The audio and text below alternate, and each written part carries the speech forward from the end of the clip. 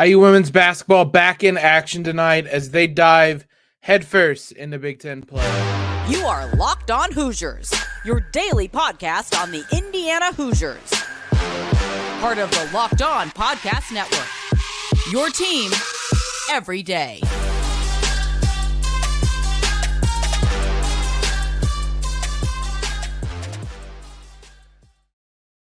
What is up, everybody? Welcome into another episode of Locked On Hoosiers on this fine Thursday. I'm your host, as always, Jacob Rude. Want to thank you guys for making us your first listen every single day.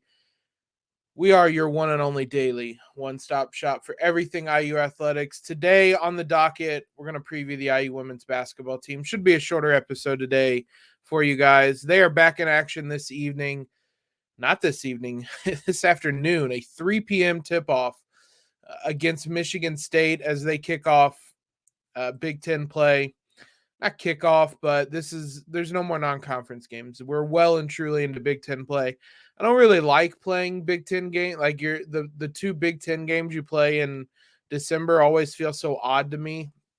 I like there being kind of a hard cut, a hard line between this is your non-conference schedule, this is your conference schedule.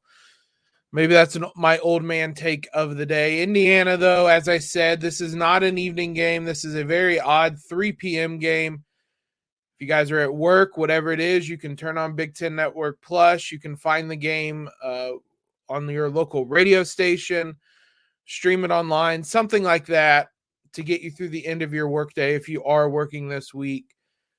It will take place at the Breslin Center. IU is on the road in this one, and as I said, will be on BTN Plus. This is a series, even for the success Indiana's had in the last few years, not a series the Hoosiers have controlled or won decisively as they have with a lot of their Big Ten opponents in recent seasons. Over the last 13 games, they're just 8-5. Really kind of alternating wins and losses for the most part. And before that 8-5 stretch, they had lost 7 straight games. So in the last 20 games, they are 8-12 against Michigan State.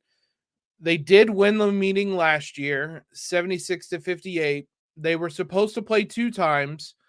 The second of those games was initially postponed due to the COVID outbreak Indiana had. And then eventually they could not make it up at the end of the season, so they never met a second time. The one game they did have, the Hoosiers won 76-58. It was a game, probably Grace Berger's best game statistically last season. 29 points, 7 rebounds, 3 assists, 9-17 from the field, 11 of 11 from the line. She was awesome in that game. There was a Grace Berger update since we're on the topic.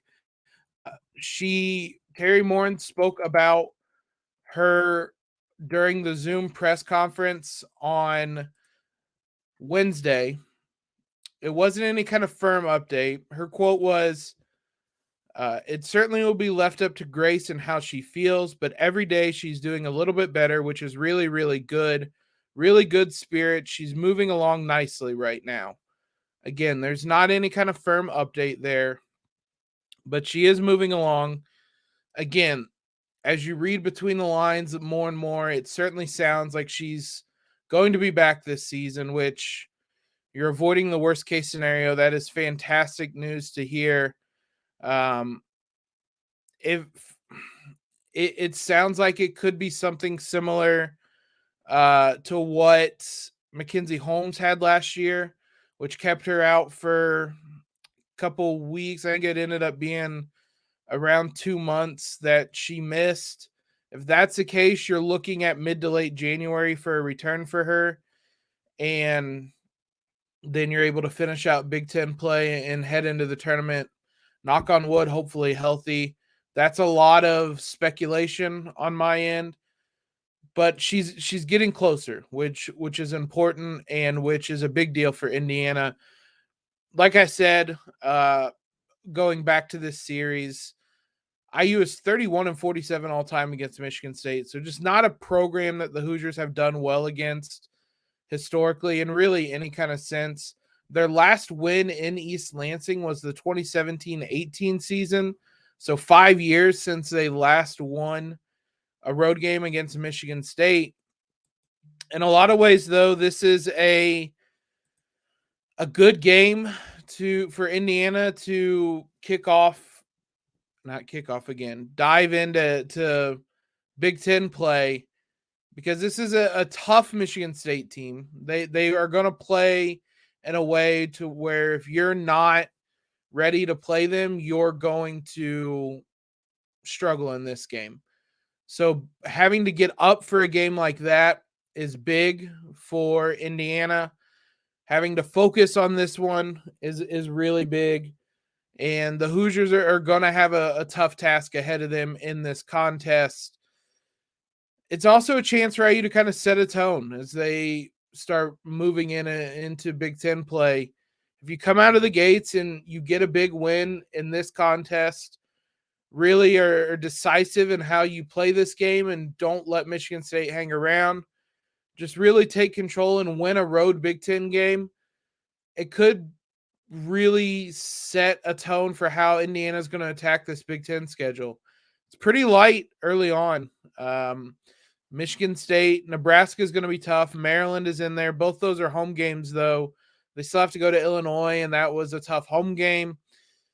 But compared to how the end of their schedule is, it's a much softer Big Ten schedule. The Big Ten women's basketball conference is really stepping up in quality. So there aren't really easy games necessarily, but again, relative to what Indiana is going to have to face over the final month of the season, this is an easier start to the schedule. So IU comes out, wins authoritatively in this one.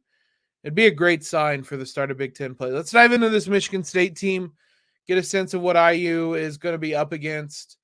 Before we do that, let's talk about our friends over at Bet Online. They're your number one source for sports betting info, stats, news, and analysis. I looked it up before we went live.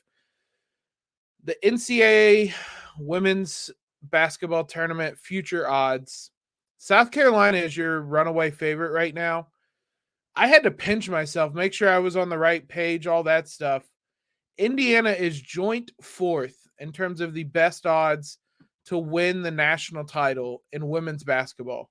South Carolina's 1, Stanford's 2. That's how they've been in the rankings and in everything. They're the 2 best teams. UConn is 3rd. I'll give it to them. UConn has struggled mightily with injuries this season. So while their record and ranking might not reflect the 3rd best team in the country, I think there's some projection that if they get healthy, that would be a team that would be among the best of the best, which is fair. And then you have Notre Dame and Indiana tied at plus 1,400. That is wild to see the lengths that Indiana has come in terms of women's basketball. It's awesome. If I was a betting man, it's hard to bet against South Carolina, but this is a really good Indiana team. If you think Grace Berger's coming back, sounds like she is, grabbing them at plus 1,400 when they could potentially improve wouldn't be the worst idea. It would be something I might even recommend if you think those odds are going to get better, which they should if Grace comes back healthy. You can find all those odds, though, over at Bet Online. Head to the website today or use your mobile device to learn more. Bet Online, where the game starts. This Michigan State team is one that they don't have the kind of star power that they did last season. And Nia Clouden, she is gone. She got drafted by the Connecticut Sun. But this is still a tough team, as I mentioned. They came out of the gate strong this season. They won their first 6 contests, albeit against very mediocre competition, and none of those games were close. They were winning by 30, 40, 50 points in those games. They beat Florida A&M 109-44. None of those games were remotely close. Then they went to the Phil Knight Invitational, Legacy, whatever it is called, and struggled. They lost to Iowa State 80-49. They lost to Oregon. And that kind of set them in a bit of a spiral. They come back, they lose to Georgia Tech in the ACC Big Ten showdown. They fall to Purdue at home in overtime, and then they lose at Ohio State. So they went from 6-0 to 6-5. They bounced back a bit in the non-conference games they had left. They beat Detroit. They beat Prairie View A&M, both by, again, 40, 50 points. But that kind of shows you where things are. They've beaten the crap out of some really good or really bad teams, and they're 8-5 overall. But it seems like whenever they've come up against tougher teams, they haven't really met the challenge. Now, a couple of those losses were close. They lost by 3 to Georgia Tech. They lost by 5 in overtime, like I said, to Purdue. They lost by 6 to Ohio State. So they may not have been able to come away with the wins, but they are testing these teams and challenging them, which is why I think this is going to be a tight game for Indiana, even if it's one that they should come away victorious in. The Spartans have a number of different players who have stepped up this season. If you just look at their leading scorers throughout the year, there is no consistency. You look at Indiana, and it has been almost exclusively Mackenzie Holmes. Garzone led in scoring twice. Scalia did against Bowling Green. Every other game is Mackenzie Holmes. That is not the case for Michigan State. They have, I'm trying to do the math here on the fly, 5, 6 different players, 7, 8 different players that have led the team in scoring at some point or another. And not surprisingly, their scorings look pretty spread out this season. Kamira McDaniel is their leading scorer, 14.1 points per game, 3.8 rebounds, 3.2 assists. She is shooting 41% from the field, 34.9% from three. She will shoot the three a fair amount. She's not their most prolific shooter, but she is averaging over 3 attempts per game. Their most prolific shooter is Matilda Eck, who is their second leading scorer, 11.5 points per game, shooting 43% from the field, but 41.8% from the three-point line. She is 33 of 79. 79 of her 110 field goals have come from the three-point line. She is going to hoist from beyond the arc, over 6 attempts per game.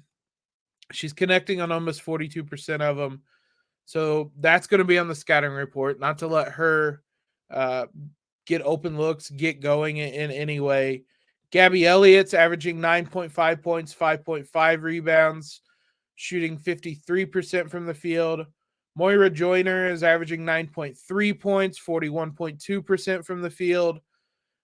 And Iselina Alexander, 9 points, 5.5 rebounds, 62% from the field. So you have 5 different players averaging at least 9 points. This is a joint effort. This is a team effort. Last year, Clouden, I believe, averaged 20 points per game and was their number one option. She did. She averaged 20 points on 42% shooting. She was a star.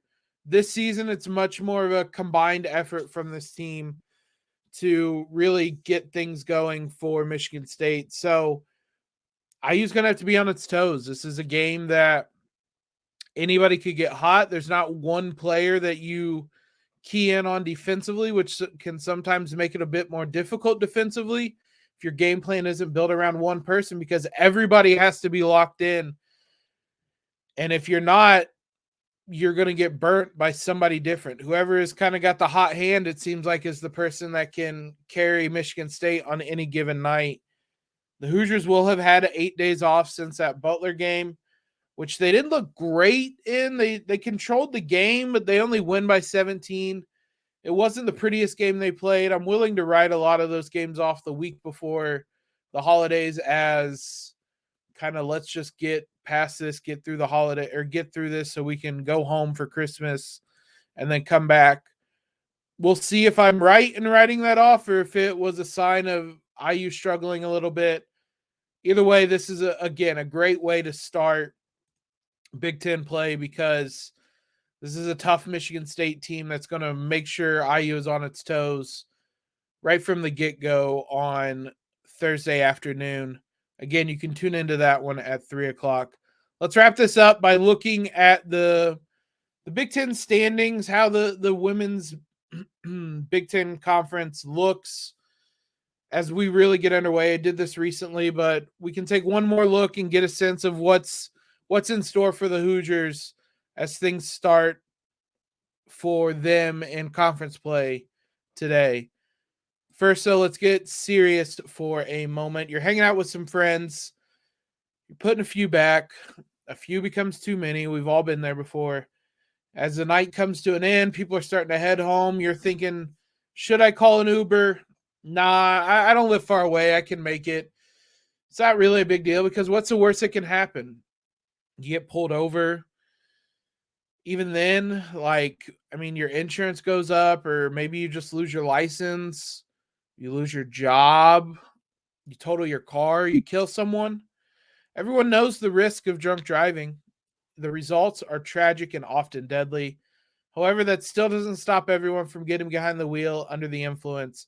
That's why police officers are out there right now looking for impaired drivers on our roads to save lives. So if you think you're okay to drive after a few drinks, think again. We live in 2022, almost 2023. Order an Uber, guys. It is very, very simple. Play it safe, plan ahead to get a ride. It only takes one mistake to change your life or someone else's forever. Drive sober or get pulled over. Let's look at the Big Ten standings, how things are shaping up in the conference, because games actually started on Wednesday and featured Nebraska, who the Hoosiers are playing on Sunday, against Michigan, one of the ranked teams. Ohio State is playing at Northwestern. So things have already kind of gotten underway for the Big Ten. There is action tonight that should be noteworthy. IU, obviously, this afternoon. Purdue at Iowa might be a game worth tuning into. It's on Big Ten Network. Caitlin Clark's a lot of fun to watch anyway. Purdue and Iowa are two teams that the Hoosiers are going to have to play twice this season. One of them is obviously the biggest rival. The other one's one of their challengers for the Big Ten title. And on that note, right now, I would say it's shaping up to be a three-team race for this Big Ten title. Ohio State, Indiana, and Iowa. And I think those top two have separated themselves just a little bit. Iowa certainly challenged itself this season. They're 10-3 overall. We've mentioned this before. They lost to Kansas State, which was a shocker, but they've lost to UConn and NC State since then. They beat Iowa State in a big rivalry game, a top 10 Iowa State team. So they've bounced back. They beat Wisconsin. They beat Minnesota in Big Ten play so far. They're 2-0. Ohio State, Indiana, Iowa, Nebraska, all 2-0. Michigan's 1-0. And then Maryland is 1-1. Maryland's had a interesting season. Again, another team that's 10-3. They've lost to South Carolina, but they beat Baylor. They followed that up by losing to DePaul, an unranked team. They lost pretty handily to Nebraska in the Big Ten tournament, but that came after beating Notre Dame, who we just mentioned have the fourth best odds to win the national title. They beat UConn, who, again, we've mentioned has been beaten up by injuries. So they've kind of been all over the place, this Maryland team. They've had high highs, low lows. Not really sure what to make of them. Right now, I think it's a three-team, like the top three have separated themselves. And then you have Nebraska, Michigan, Maryland, maybe even Iowa or Illinois, factoring into that as well. IU saw firsthand what they're capable of. Their only other loss is to Delaware.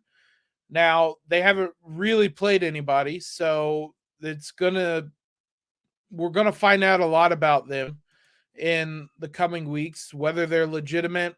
They're still a much, much improved team. They're not going to be kind of the walkover win that they have been at times in recent years. But I think you have a couple clear tiers here where it's Ohio State, Indiana, Iowa, and then it's Nebraska, Michigan, Maryland. Illinois could jump into that, but those 6, I think, are going to be your biggest challengers for the title this season. Nebraska is not ranked. They're 10-3. We'll talk more about them tomorrow because the Hoosiers play them over the weekend. That game's going to be on ESPN. You can tune in. You can go to Assembly Hall. I'm going to be there on Sunday. But this is a good Nebraska team, so it's going to be a tough challenge for Indiana. Nonetheless, so the only 2 unbeatens in the conference are Ohio State and Indiana. They've really established themselves as legitimate contenders. We talked to Wyatt Crosher at the beginning of the season. He said it was kind of Iowa and then a gap to everyone else. I think at this point it's Ohio State and Indiana and then a smaller gap maybe to Iowa. This has been as good of a start as the Hoosiers could have asked for, and they're going to need to stay executing on the highest level because there's not going to be much room to much margin for error, I should say, in the Big Ten this season. We saw last year where the Hoosiers went into the final week as the top team, winning the conference, ended the year in 5th. And I think we could be something close to that. I'd be surprised if there were 5 teams vying for the title in the final week, but this is going to be a season-long battle. I don't think anybody's running away with the title this season. And it's going to be fun to watch the Big Ten throughout the year. You guys absolutely should tune into these games whenever they're on Big Ten Network, which is going to be often, or whenever they're on ESPN or bigger stations. IU is going to be on ESPN on Sunday. Iowa has already been on ESPN and some other places with Caitlin Clark as well. This is going to be a really fun Big Ten season that hope you guys can enjoy along with us. We'll be back tomorrow, recap this IU Michigan State game, and as I said, preview the IU Nebraska game. So thanks again for making us your first listen every day. For your next listen, check out Locked On Sports Today. The biggest stories of the day, plus instant reactions, big game recaps, the take of the day, all of that available on the Odyssey app, YouTube, and wherever you get podcasts. Follow us on Twitter. Subscribe to the podcast, leave a rating and review, all of that great stuff. Most importantly, though, guys, everybody have a great, great Thursday. I almost said Wednesday. We're closer to the end of the week than I realized. Have a great Thursday. And as always, LA